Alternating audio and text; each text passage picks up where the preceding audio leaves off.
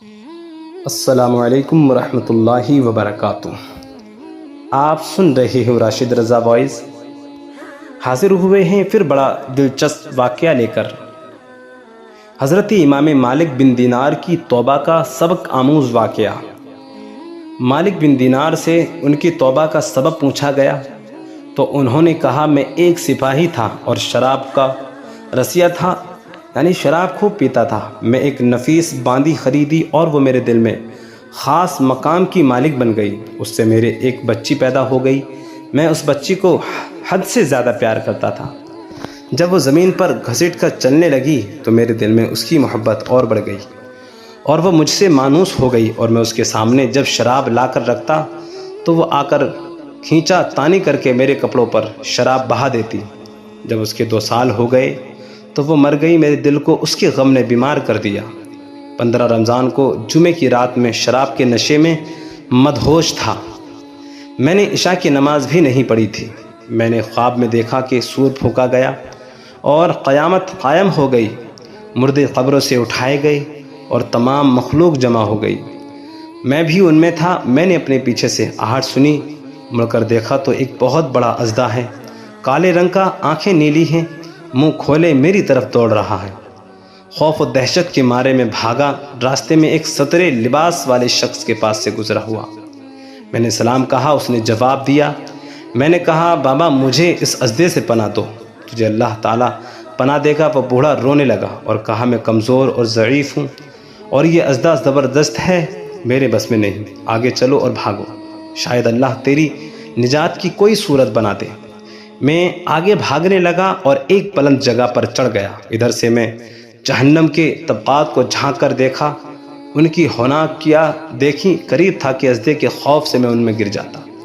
مجھے کسی نے آواز دے کر کہا، چلو یہاں سے، تم یہاں کے رہنے والے نہیں ہو۔ میں اس کی بات سے مطمئن ہو گیا اور وہاں سے واپس لوٹا تو اژدھا میرے پیچھے تھا۔ میں پھر اسی بوڑھے کے پاس آیا اور کہا، بابا میں نے آپ سے درخواست کی کہ میں اس اژدھے سے میری جان چھڑاؤ، آپ نے کچھ نہیں کہا۔ وہ بوڑھا میرے رونے لگا اور کہا، میں ناتواں ہوں، البتہ تم اس پہاڑ کے پاس جاؤ جہاں مسلمانوں کی امانتیں ہیں، اگر تمہاری کوئی امانت ہو وہ تمہاری مدد کرے گی۔ میں نے دیکھا چاندی کا ایک گول پہاڑ ہے، اس میں جگہ جگہ سراغ اور روشن دان ہیں اور پردے لٹکے ہوئے ہیں۔ ہر روشن دان پر سونے کے دوپٹے ہیں اور ان کے قبضے یا قوت کے ہیں، اور آرائش موتیوں کی، ہر پٹ پر ایک ریشمی پردہ ہے۔ جب میں نے پہاڑ کی طرف نظر دوڑائی تو فوراً اس کی طرف بھاگا اور اژدھا میرے پیچھے تھا۔ جب میں پہاڑ کے قریب پہنچا تو ایک فرشتے نے آواز دی، پردے ہٹاؤ، دروازہ کھول دو اور سیدھے کھڑے ہو جاؤ، شاید اس حاجت مندی کی یہاں کوئی امانت ہو جو اسے اس کے دشمن سے نجات دلائے۔ میں نے دیکھا پردے ہٹ گئے اور دروازے کھل گئے اور روشن دانوں سے بہت سارے بچے میری طرف جھانکنے لگے۔ ان کے چہرے چاند کی مانند تھے۔ اژدھا بھی میرے نزدیک پہنچ چکا تھا۔ میں حیران رہ گیا۔ ان بچوں میں سے ایک نے چلا کر کہا، ابے سب آؤ، اس کا دشمن اس کے قریب آ گیا ہے۔ چنانچہ وہ جوک در جوک کھڑے ہو کر جھانکنے لگے۔ اچانک وہ بچی جو مر گئی تھی وہ بھی ان کے ساتھ جھانک رہی۔ جب اس نے مجھے دیکھا تو رونے لگی اور کہا، ہائے یہ تو میرا باپ ہے۔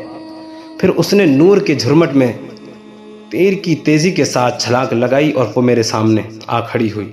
اس نے اپنا بایاں ہاتھ میری طرف بڑھا کر میرا دایاں ہاتھ پکڑ لیا اور اپنے دائیں ہاتھ کو اژدھے کی طرف بڑھا دیا تو وہ بھاگ گیا۔ پھر اس نے مجھے بٹھایا اور میری گود میں بیٹھ گئی اور اپنے دائیں ہاتھ سے میری داڑھی پکڑ کر کہا، اے ابا جان، کیا مومنوں کے لیے وہ وقت نہیں آیا کہ ان کے دل اللہ کے ذکر کے لیے جھک جائیں؟ میں نے رونے لگا اور کہا، بیٹی تم لوگ بھی قرآن کو جانتے ہو؟ اس نے کہا، ہم تو تم سے بھی زیادہ قرآن کو جانتے ہیں۔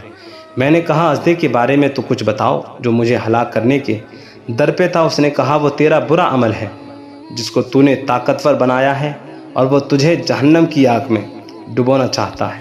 میں نے کہا، اس بوڑھے کے بارے میں بتاؤ جو راستے میں ملا۔ اس نے کہا، وہ تیرا نیک عمل ہے جسے تو نے اتنا کمزور کر دیا کہ وہ اب برے عمل کا مقابلہ نہیں کر سکتا۔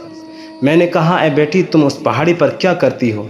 اس نے کہا، ہم سب مسلمانوں کے بچے ہیں، ہم یہاں قیامت تک رہیں گے، تمہارے انتظار میں ہیں، جب تم آؤ گے تو ہم تمہاری سفارش کریں گے۔ مالک بن دینار فرماتے ہیں میں گھبرا کر اٹھا اور صبح کو میں نے شراب چھوڑ دی اور اس کے برتن توڑ ڈالے اور اللہ تعالیٰ سے توبہ کی۔ یہ میری توبہ کا سبب ہے۔ اس سے سبق حاصل ہوتا ہے کہ معلوم ہوا کہ اولاد اگر بچپن میں فوت ہو جائے تو مایوس نہیں ہونا چاہیے، بلکہ اللہ کی مرضی پر راضی رہنا چاہیے، کیونکہ یہی نابالغ اولاد آخرت میں کام آنے والی ہے، جیسا کہ اس واقعے سے سبق ملتا ہے۔ اللہ تعالی ہم سب کو عمل کرنے کی توفیق و رفیق عطا فرمائے۔ اور یہ واقعہ پسند آیا تو ہمارے چینل کو سبسکرائب کر کے بیل آئیکن کو ضرور دبائیں۔